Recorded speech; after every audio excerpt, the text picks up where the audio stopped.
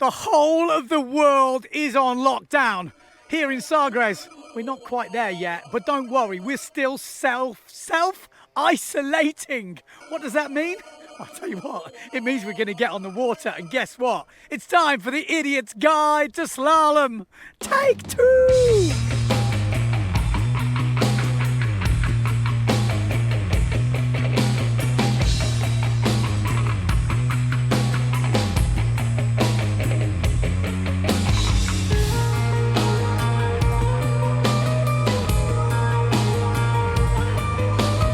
So here we are, familiar situation, the Idiot's Guide, and I still can't rig, but I have learned something new. I've learned, semi-learned, you can just pop the cameras on. Now that doesn't sound like much, but I'm so happy that I can do it now. Just needs the use of a knee. All the pros do it.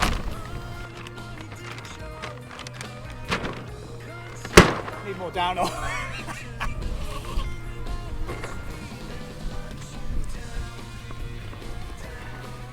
Take 2, you need the use of a knee. So you just push down and then your knee just pushes that under. And in theory, that's enough to pop that one on. And then you just walk your way up through the sail. The main thing is it's all about having the exact amount of downhaul. If you haven't got the right amount of downhaul, I've probably got just a little bit less, too little at the moment. But like I said, oh yeah. Another thing you'll notice since the last episode, look at this. Got these new yesterday. Adjustable out haul. I don't know if you remember Idiot's Guide to Slalom Take 1. We did a competition on this very beach, which is now my local beach, living up the road. So I really noticed one thing in the competition, which was, I mean, I did Olympic racing back in the day, you might not remember, but quite a long time ago. But I'll tell you what, I learned adjustable outhaul is literally a must for me. You're able to tune pretty much the whole sail. If the wind picks up, drops off, or changes angle, makes a huge difference. But if you haven't got that adjustable, you're kind of stuck with one setting.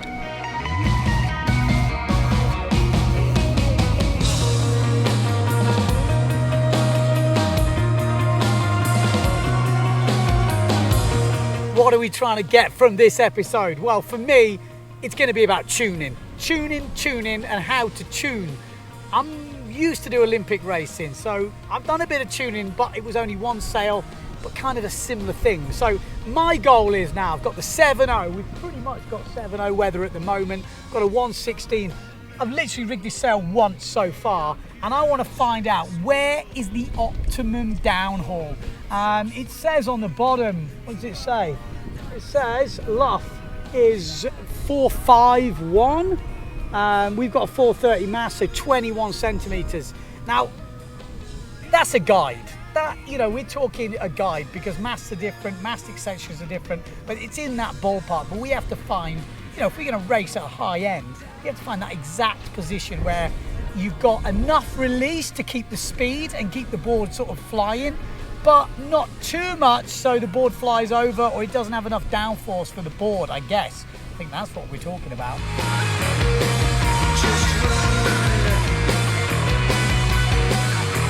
I hear of slalom guys having 5, 6, 7, 8, 10 masts and trying all of them, all 450, 430, sorry, 430s and 460s, just to find the right one. For me, I've got my mast. I just want to find how to get this sail and this mast working the best.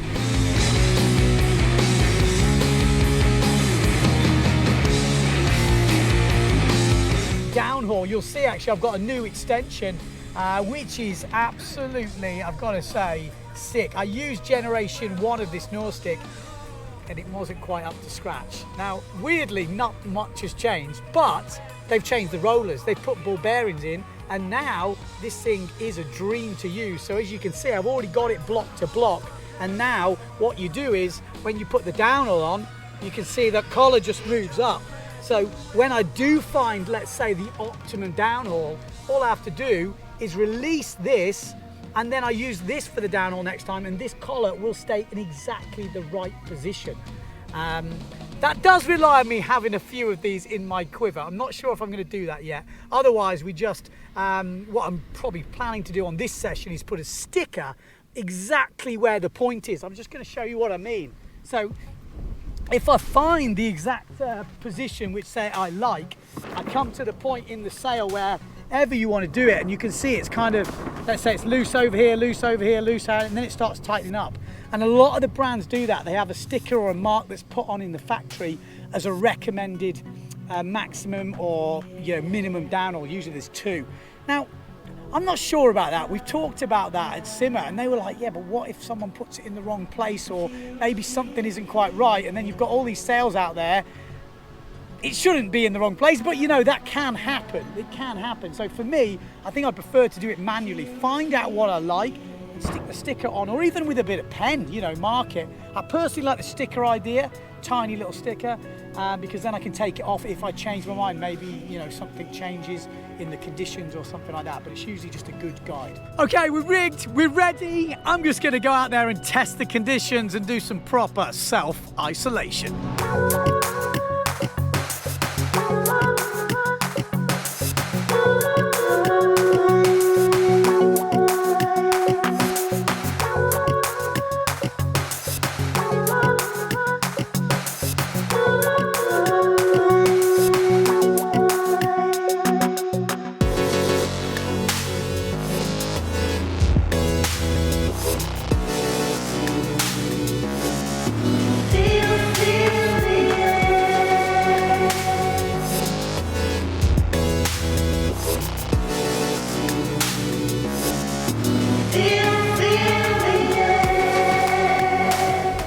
Okay, it's been a while since I've done a bit of slalom. My legs are burning. Maybe that's the first thing I need to do.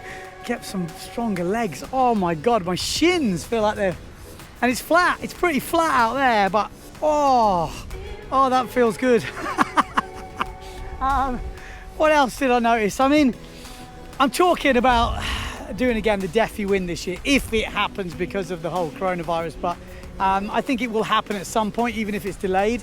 And when I did the Defi last year, I really realized that a waist harness for long distance, I don't know if it's the way forward. My back was in pieces. 10K, 10K, 10K, 40K altogether, 10 long, it's long. Out there at the moment, do short reaches, the waist harness is fine, but I'm gonna give the seat harness a go. I actually have ordered one. I haven't used a seat harness for probably 20 odd years. So we're going blast from the past. Let's go get the seat harness. This should be, I'm gonna get catapulted, I'm sure of it. I bet that's what happens. But I have to say, like I've actually said earlier, but when I was at the Defi and I was on those really long reaches, the one thing I was thinking about is a seat harness. The only thing I'm not sure is this too low a seat harness? I know that sounds daft, but maybe I need one of them higher ones. Anyway, I'm gonna try it. Wish me luck. This should be good.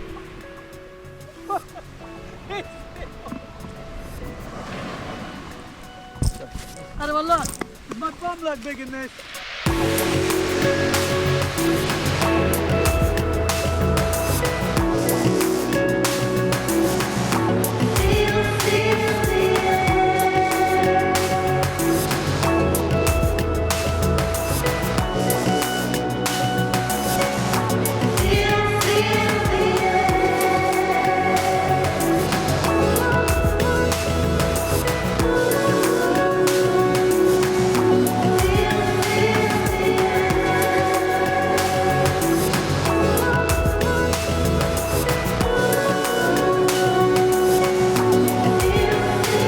Okay, first test of the sea harness.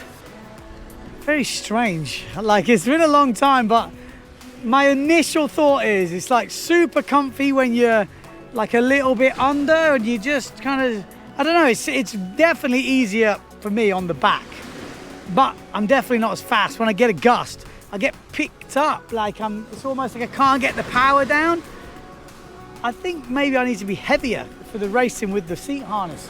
Again, it's early days. I'm going to switch back to my waist harness just to get a real sense of it, but definitely feels odd. It's going to be a work in progress, this one. Definitely a work in progress.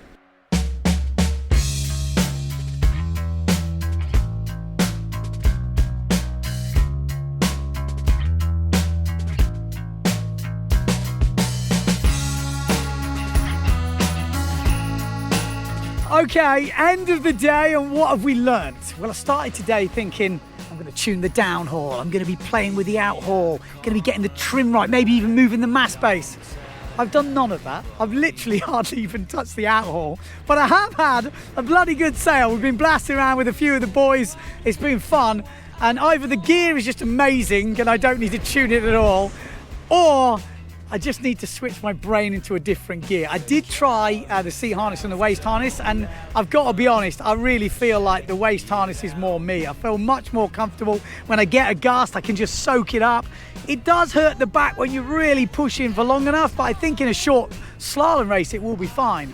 Maybe in a longer one, like the Defi Wind, we have to come back to that. We're gonna have to revisit it. But in terms of tuning and testing, I gotta switch my head back into like Olympic gear. When I see all these guys trying all these masts, I just don't know how you can even do that. Like I said, I've been having fun just blasting around, but I think what I'll do next time is I'll put the GPS watch on, and then I've got some sort of benchmark to go from, because at the moment I'm just blasting around and I don't really know.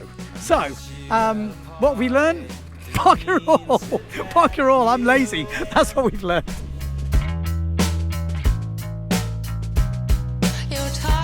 Society and conscience, and it all makes sense to me.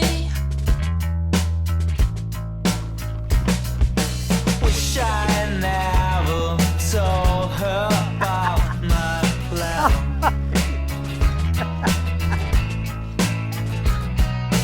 Don't ever cry for me. Fucking hell, where's the hook? I'm not sure I'm going to be able to do it. What a mess we got into. Never meant to shoot them down. No turn around. I'm kind of new to this. Like I said, everyone knows I used to Olympic racing and stuff, but that was a long time ago, and I never really went quite into the kit, I think, as much as you have to do with the slalom. I mean, we've still got fins to look at, mast base, boom height, batten, so much to look at. I don't know if I'm doing the right thing here, but I'm going to persevere, and hopefully I'm going to get myself faster and more tuned in. So stay tuned to the channel.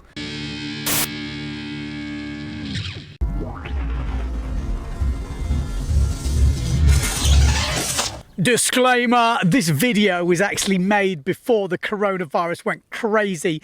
We still got not that many cases down here at the bottom of the Algarve where we are, but I totally understand what people are going to say, and they probably haven't made it this far and they're already commented, so apologies for that. But like I said, a lot of video you see online now has been recorded a while ago. It takes a while to get these things off the ground. I've got a question as well. GPS watch, you can see the strap snapped off. I haven't used it for a while. Anyone got a fix for that?